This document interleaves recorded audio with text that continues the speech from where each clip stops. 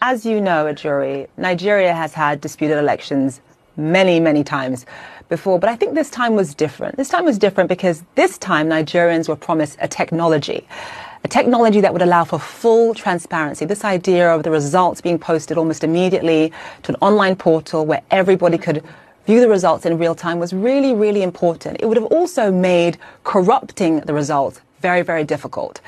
And so for this election to have the one piece of technology, the one thing that would have made corrupting the results difficult, all of a sudden, that technology doesn't work. Can you see why many Nigerians are skeptical? Thank you very much for having me, Zain. Let me start from the fact that your framing of the situation is factually inaccurate. And I want to be very precise about why I say that. Tell me why. Tell me why. Yes. The technology didn't work. No, I'm sorry, man. If you don't interject, I'll explain why your framing is inaccurate. Because you've said that only one technology essentially was introduced to essentially uplift or firmly accredit the legitimacy of the election. That is not true. You're referring to the IREV portal, which is the results electronic verification portal that was brought into place by the Electoral Act that ironically was I said it would allow for full transparency. I said it would allow for full transparency. I really do want to answer you, but I can't do that if you're answering your own question. What I'm saying to you, ma'am, is that there's a portal that was supposed to be used where the results will be uploaded in real time. You are right about that. And you are also right about the fact that it did not, the portal was not functioning properly at the point when the collation center was announcing results. That is true. Now, the reason why I said your framing is factually inaccurate is because the main technology that was brought into the electoral process that was not there in all of the disputed elections that you have referred to in the past is actually the BVAS, which is the bimodal voter accreditation system that essentially is a machine that the INEC staff will use to scan your face for your identity and scan your thumbprint to ensure that people are not multiple voting, overvoting, and that we don't have, false voters or ghost voters and fake results. That was the main technology. Now, what we've been able to put in place, which is the BVAS, right, had an 88% rate of functionality, of workability. That's important to note.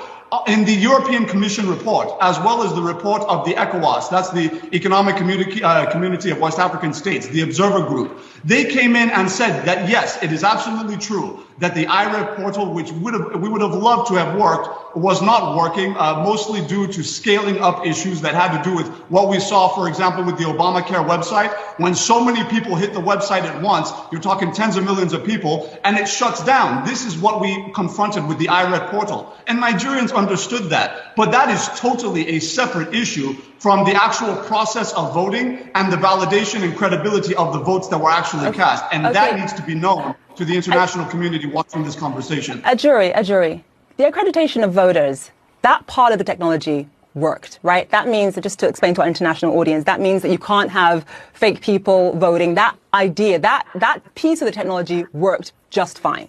However, it is important to note the reason why there are so many Nigerians, millions of people across the country right now, you know the mood of the country, who are disheartened, is because the other aspect of the technology, the part that was supposed to allow for full transparency, I'm not talking about the accreditation of voters, that worked, you're right about that. But the part that was supposed to allow for full transparency, the fact that that didn't work let a lot of Nigerians down. Because as you know, there have been disputed elections in the past. In fact, the APC has disputed elections in which the PDP won. So you know what I'm talking about. When you have a system where the transparency is lacking, and INEC had 4 years to prepare for this, and they failed the people essentially. My question to you is, can you understand why there is skepticism here? First of all, let's appreciate the fact that when we talk about the IREV portal, to say that it did not work at all is not true. What was the issue was that we did not upload all of the results in a time frame. There were major delays. There were major delays. Exactly. And that's the problem. Absolutely correct. There were major delays. And this has to do with the fact that if you're introducing a new technology, right, you expect that there's going to be a lot of interest in that website, in that portal, to be able to log in and monitor these results in real time, which is what we expected. But you also recognize that governments around the world, in dealing with ICT that caters to tens of millions of people, have had challenges, which is why I referenced the famous incident with the Obamacare website. When there was so much interest, it wasn't because the US government under Barack Obama was corrupt and they didn't want people to access health care. It was because the technology could not carry the instantaneous and massive demand that was placed on it in the moment that it was supposed to be used. This is what happened with the IREV portal. Fortunately for us, Nigerians are discerning and intelligent people, and they recognize that the scaling up issue is a real one that happens around the world. It just so unfortunately happened on the day of the election. But people also recognize that the process is not just about the IREV, and we should not deceive our viewers here. When we talk about the IREV, what it does, in effect, is it puts online the results that all of the parties had already mutually agreed to. So, for example, at the polling unit where you have the BVAS, ensuring that you don't have fake voters, which is historic, by the way, we should get credit for that because it did work, even by your own admission. Once that is done, what happens is that agents from all parties, including the Labour Party under Peter Obi, as well as the PDP and the APC, all of them are at the polling unit and they watch the process take place, and all of them have to sign on the dotted line to say, yes, it is true that the ballots read out are reflected on this result sheet. Once that result sheet is collated at the ward center, the local government collation center, and the state center, it's now sent into that IREV portal. This is the issue, Zain, is that many of the people you're talking about, whether it's PDP, Labour Party, or APC, they're not disputing the actual result. They're just disputing the fact that it didn't show up on a screen the way it was supposed to. It's not about the result. Many people actually are disputing the result. We'll get to that in just a second. But when you think about the other things that there have been concerns about, when you think about the other things that there have been concerns about, we can put the technology aside for 1 second. I mean, when you hear that, you know, as a Nigerian, I'm sure this also disheartens you. When you hear that election workers were threatened, right? That people were told you will die unless you make amendments to this paperwork in terms of what happened at the ballot. I mean, when you hear about that, when you hear about violence, I mean, we ran a piece yesterday showing thugs essentially running into a polling unit and attacking people. You know, there was one woman who had her left eye closed shut because of what happened to her. When you hear about that level of violence, and in addition to the technology not working the way it was supposed to, does that meet your definition of a credible election?